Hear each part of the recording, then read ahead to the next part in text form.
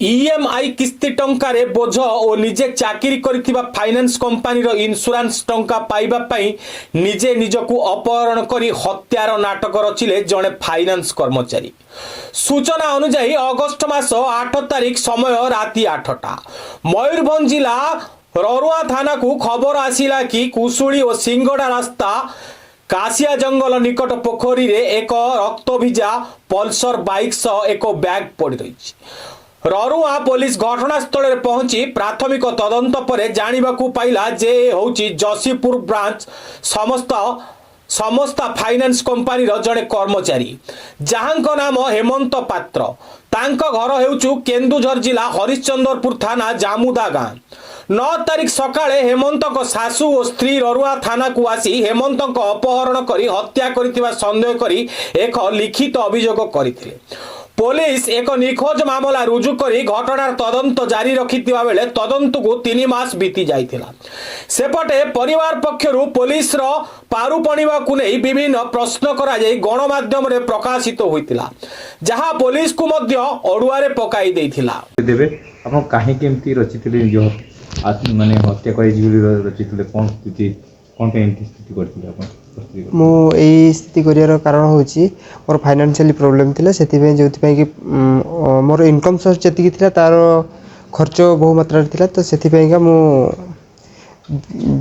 जति तो more income थिला तार मैक्सिमम खर्च अधिक थिला तो सेति पई का मु एई कारण रचि थिली। केमती केमती करथिला स्टार्टिंग केमती करथिला बाइक रे केमती रक्त पड़थिला बा निजे वाइफ को फोन फोन करथिला फेने जो फाइनेंस वाला को जो फोन करथिला कोन। अच्छा मु जते बेले जानिली कि माने जते से दिन एक्चुअली मोर गोटे ईएमआई थिला गोटे लोन लेथिली मु तार ईएमआई से दिन एक्चुअली मु समाधान हेइ नथिली देबा पे समाधान हेइ बा नथिली तो सेति पे का मु हमर जे मु जो माइक्रो फाइनेंस रे काम करथिली जे मोर अथॉरिटी थिले जे मते गाइड करथिले ताको फोन करके जणैथिली कि एमिति प्रॉब्लम माने 2-3टा पिला फॉलो करचंदी बोली मु ताको जणैथिली आउ तापर मु मिसेस को मध्य भी जणैथिली कि नै 2-3टा पिला फॉलो एमिति करूछंती बोली जहा फल कि मु मानसिक हारासमेंट नै कि मु कहली कि पड़ी जाडा ही सबटु बेटर होबो त करे ए सब जिंस को भल लागुनी बोली मु कहली से कथा सेति को मु ए डिसीजन नेथिली। बाइक रक्त केमती पड़थिला केमती काटथिला बाइक रे रक्त पड़थिला मोर हाथ मु निजे काटी कि मु निजे ही रक्त छिटा लगैथिली बाइक ऊपर एमती सीधा सड़क तो तुमे पड़ैथिले किछि असुविधा ही न थांता नाटक गुटा काई करथिले। ऐसा सेटा एक्चुअली मोर भूल जोटा कि मो नाटक करछि कि आपण सेटा जहा भी कहिबे जोटा कि मोर भूल है सेटा आपण जहा भी कहिबे सेटा ठीक अछि किंतु फाइनेंस रु केते टंका नेथिले माने केते फाइनेंस थिला आपनकर फाइनेंस मिनिमम मो जानि हिसाब रे 5टा पाखा की थिला। केते हजार टंका नै कि जाउतलो ने आपण केते टंका दरमा पाउथिले केते फाइनेंस देबार थिला मो 22,000 मो पाउथिली सैलरी पर मंथ किंतु सुजियार मिनिमम 35 पाखा की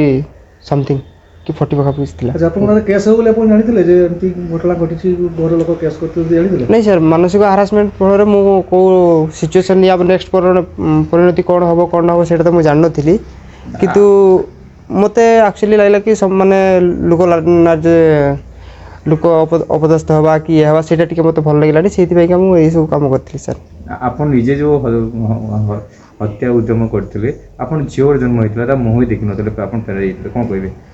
नहीं सर सेटा एक्चुअली कोन कहबी कि मो फैमिली जते बेले मु निजे जते मो आखिरे देखुछि कि मो फैमिली अत्यंत दुखर विषय से तो गति करछि तो तेन करी मते निजे को आवरी खराब लागिथार मु ए काम को माने निजे को निजे ही भल न लागितला सेति पे के फेराई पड़ी जाइथि। म्हणजे पुलिस को जानि सुनी हैरान करा होतला कि पुलिस को नहीं आगे सेमती जानी शुणी किसी भी नहीं मु जब आसिकी रिपोर्टिंग कली तबे ही तुरंत आसिकी घर लोक आसिकी ये करछन ता पूर्व पुलिस को उठेना है जे आपण सरेंडर करना कि घर लोक कोइ करना दे एठी। हां आज्ञा भुवनेश्वर को हां भुवनेश्वर केमजो जसी पोस्ट पड़िथिले ठीक जे आपण चाहिथिले रोमा थाना को जोगाजोग कोइ परथन्ते जणी थान्ते बा केमजो पुलिस को जणी परथन्ते आपण जो क्वेश्चन करले तार आंसर ठीक अछि मु दो जाय मु भुवनेश्वर जीवार कारण होची मामू ससुर सेठी अछंती तो तांको मु कांटेक्ट करके कोउटा करले भलो होबो मु जतबे जानली कि नै यति की सिचुएशन खराब हे गेलानी तो मु कहली कि नै कोउटा करले भलो होबो कि मु सेति पेगा मु भुवनेश्वर जाइतिली मामू के सहित खास करके मीट करिया पेगा। ମାତ୍ର ଚଳିତ ନଭେମ୍ବର ମାସ 18 ତାରିଖ ଦିନ ହେମନ୍ତ ତାଙ୍କ ମାମୁଁ ଶ୍ୱଶୁରଙ୍କ ସହ ମୋବାଇଲ ମାଧ୍ୟମରେ କଥା ହେଉଥିବା ଜାଣିବାକୁ ପାଇ ମୋବାଇଲ ନମ୍ବରକୁ ଟ୍ରେସ୍ କରି ହେମନ୍ତର ଗତିବିଧି ଉପରେ ନଜର ରଖିଥିଲା। ହେମନ୍ତ କେନ୍ଦୁଝର ଆସି ପୁଣି ନିଜ ଶାଶୁଙ୍କ ସହ ଦେଖା କରିବାକୁ ଭୁବନେଶ୍ୱରରେ ଶୈଳଶ୍ରୀ ବିହାରକୁ ଯାଇଥିବା ବେଳେ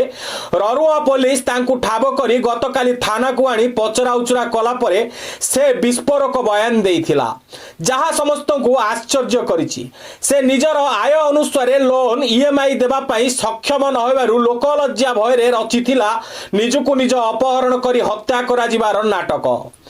ସେ ରାସ୍ତାରେ ଯିବାବେଳେ ଫାଇନାନ୍ସ କମ୍ପାନୀର ମ୍ୟାନେଜରଙ୍କୁ କିଛି ଲୋକ ତାଙ୍କୁ ପଛରେ ଗୋଡ଼ାଉଛନ୍ତି, ତେଣୁ ତାଙ୍କୁ ଜୀବନ ପ୍ରତି ବିପଦ ଅଛି ବୋଲି ଫୋନ୍ କଲା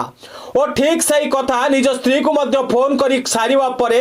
ସୁକୁଳି ଓ ସିଙ୍ଗଡ଼ା ରାସ୍ତା କାଶିଆ ଜଙ୍ଗଲ ନିକଟରେ ଏକ ପୋଖରୀ ପାଖରେ ନିଜ ବାଇକକୁ ରାସ୍ତା କଡ଼କୁ ଠେଲି ଦେଇ ନିଜର ହାତ ପାପୁଲିକି କାଟି ବାଇକ୍ ଉପରେ ପକାଇ ଦେଇ ପୋଲିସ ଓ ଫାଇନାନ୍ସ କମ୍ପାନୀକୁ ଅପହରଣ